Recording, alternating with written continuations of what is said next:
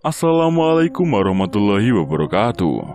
Jumpa lagi di channel Keluarga Misterius. Di kesempatan kali ini saya akan menceritakan kisah pesugihan siluman lintah yang mengakibatkan kondisi sang pelaku sangat memprihatinkan. Tubuh yang kurus hanya tersisa kulit dan tulang yang membuat pelaku pesugihan itu akhirnya meninggal dunia. Seperti apa kisah selengkapnya? Langsung saja, selamat mendengarkan. Kejadian ini diceritakan oleh narasumber, yaitu salah satu tetangga pelaku, sebut saja Bu Rina.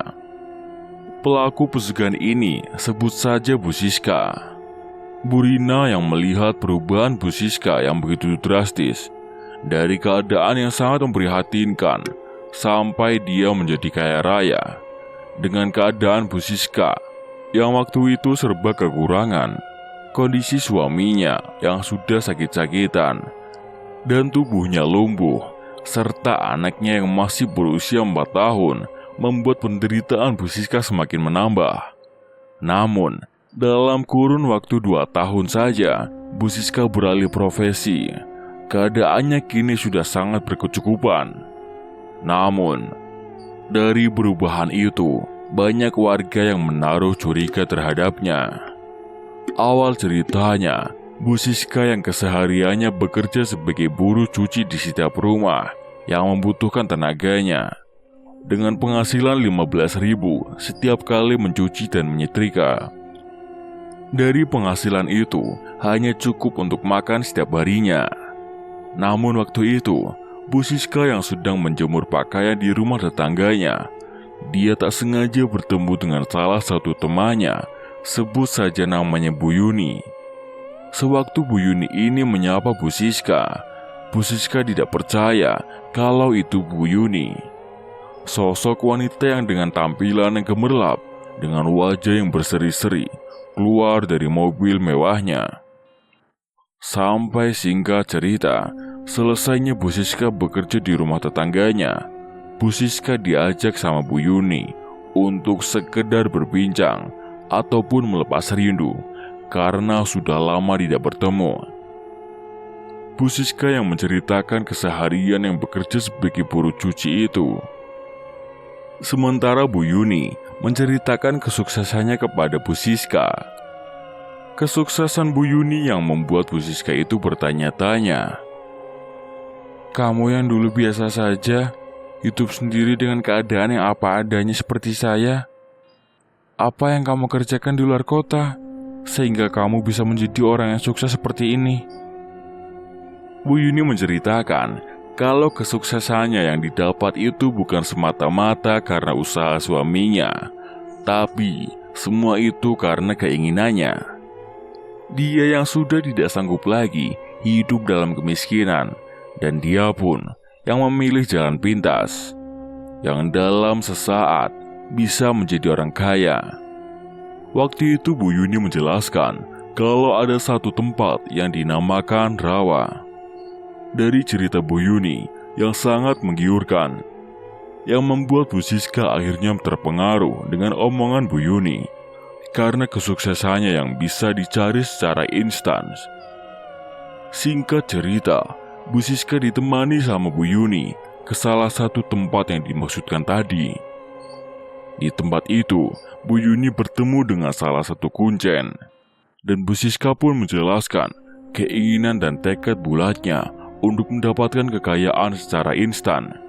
Namun, ada syarat-syarat yang harus dipenuhi oleh Bu Siska, yaitu dia harus mengangkat salah satu anak dari siluman lintah yang ada di rawa terdekat dengan rumah sang kuncen. Tanpa pikir panjang, Bu Siska mengiyakan saja, karena waktu itu keadaan hidupnya memang dalam kesusahan. Suaminya yang lumpuh dan keadaan anaknya yang selalu kekurangan selama bertahun-tahun.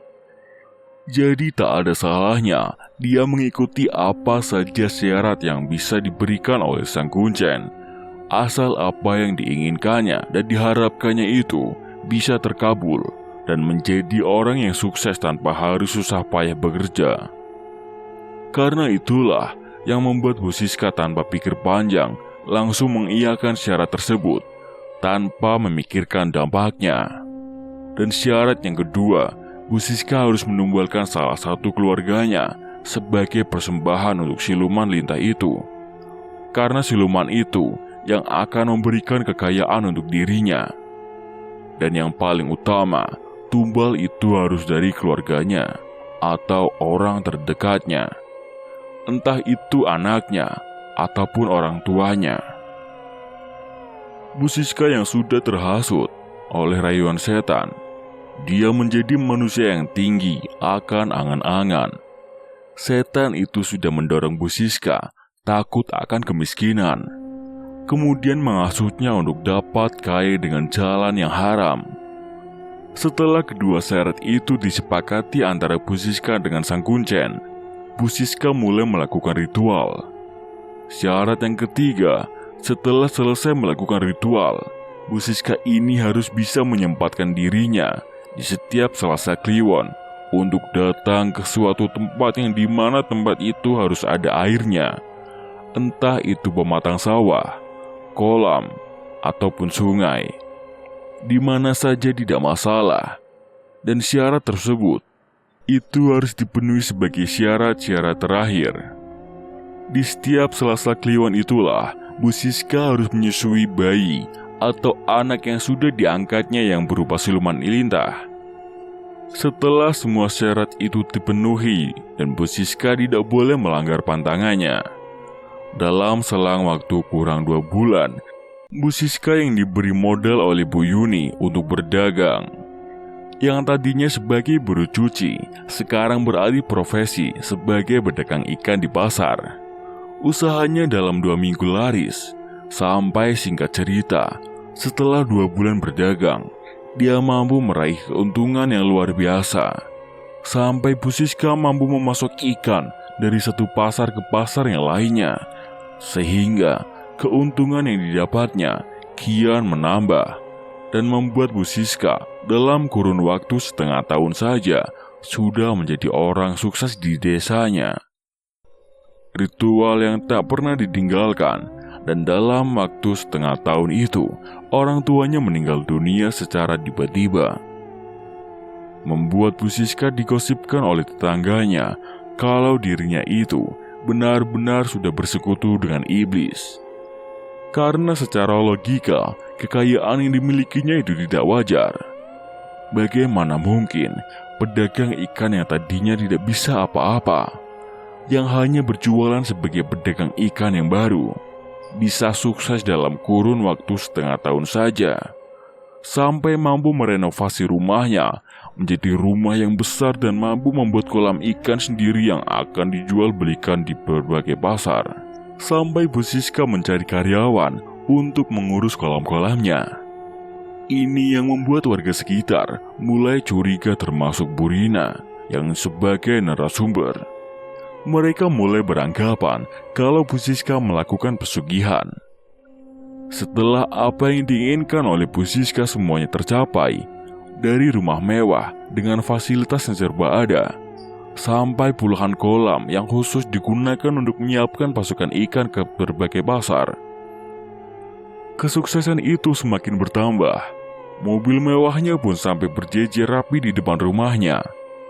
Sebagai orang yang kaya, Bu Siska mengangkat orang untuk menjadi supir pribadinya, untuk mengantarkannya menjalankan usaha yang tadinya di kota sendiri agar bisa melebarkan ke kota yang lain, ke kabupaten yang lain, sampai benar-benar usahanya itu banyak dikenali orang-orang.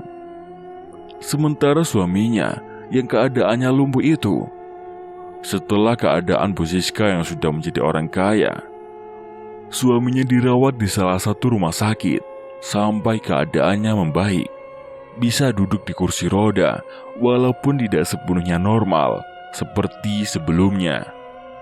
Dengan kondisi anaknya waktu itu sudah berusia 5 tahun, Bu Siska juga sering mengajak anaknya berpergian.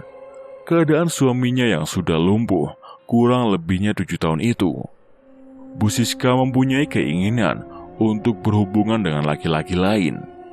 Ada hasrat ingin mencari laki-laki lain. Apalagi dengan kekayaan yang sudah dimilikinya itu, akan lebih mudah mendapatkan apa yang diinginkannya. Dan juga sopir yang diangkatnya itu terbilang masih muda. Dengan keadaan yang sudah berubah, apapun keinginannya mudah didapatkan sampai dia bisa berhubungan dengan supir pribadinya. Singkat cerita, setelah 1 tahun Bu Siska mengelola kolam ikan, anaknya Bu Siska mengalami musibah. Entah sebab apa, tiba-tiba tubuh anaknya itu kejang-kejang dan berakhir meninggal dunia. Dari kejadian anaknya Bu Siska yang meninggal dunia inilah, para warga termasuk Bu Rina menduga kalau anaknya Bu Siska meninggal karena dijadikan tumbal. Dilihat dari kekayaan yang dimiliki Bu Siska, benar-benar tidak wajar. Apalagi hubungan gelap dengan supir pribadinya itu sudah menyebar. Dari hubungan itu, membuat Bu Siska ini sampai mengandung. Suaminya ini pernah cerita ke salah satu tetangganya yang juga sebagai karyawannya. Keadaan dia yang sudah lumpuh, tidak bisa berhubungan badan dengan istrinya, tidak bisa menafkahi secara batinnya. Dengan berat hati, membiarkan istrinya untuk melakukan hubungan di luar nikah, yaitu dengan sopir pribadinya. Keadaan yang dimana Bu Siska sudah mengandung anak dari supir pribadinya. Bu Siska mengalami kejadian di luar dugaan. Tepat 1 tahun setelah anaknya meninggal, anak yang dikandungnya itu meninggal setelah dilahirkan. Para warga mengaitkan antara kematian anak yang pertama dan yang kedua karena meninggalnya ini secara beruntun dalam waktu 1 tahun. Para warga yang membuat rumor itu membuat Bu Siska tidak nyaman hidup di sekitar desanya, walaupun rumor itu benar adanya. Sampai singkat cerita, setelah anak pertama dan kedua menjadi syarat mengganti kekayaannya, kekayaan Bu Siska semakin menjadi-jadi. Di tahun ketiga, hubungan antara Bu Siska dengan sopir pribadinya masih berlangsung sampai ada satu kejadian yang menimpa sopir pribadinya Bu Siska. Sewaktu Bu Siska yang sedang melakukan ritual di dekat kolam ikan, tepat pada pukul 12 malam, Bu Siska seperti menggendong bayi yang sedang disusuinya. Sosok itu bukanlah bayi seperti pada umumnya. Namun, sosok itu adalah siluman lintah yang selama ini diangkat menjadi anaknya Bu Siska untuk membantu kelancaran usahanya, sehingga Bu Siska menjadi orang yang sukses seperti sekarang ini. Bayi bertubuh besar yang sedang disusui oleh Bu Siska itu, semua itu tak lepas dari penglihatan suaminya Bu Siska. Tak menyangka, istrinya selama ini melakukan ritual pesugihan dengan cara menyusui siluman lintah. Suaminya Bu Siska hanya bisa menghela napas kasar. Mau menegurnya pun ia pasti akan kalah telak. Hampir 30 menit lamanya, Bu Siska ada di dekat kolam sampai supir pribadinya ini memergoki kegiatan Bu Siska. Raut wajah yang terkejut sampai tubuhnya gemetar hebat. Bu Siska pun kaget karena supir pribadinya muncul secara tiba-tiba. Dari kejadian itu, membuat supir pribadinya Bu Siska meninggal dunia. Karena dalam perjanjiannya, siapapun orang yang memergoki kegiatan Bu Siska saat melakukan ritual, maka orang itu akan menjadi tumbal. Waktu itu kematiannya tidak dicurigai oleh warga karena dia ditemukan tenggelam di kolam ikan. Setelah kematian supir pribadinya, hanya dalam kurun waktu 1 bulan, suaminya Bu Siska meninggal dunia dengan wajah yang sangat pucat serta tubuh membiru, seperti sudah tidak ada darah yang mengalir di tubuhnya.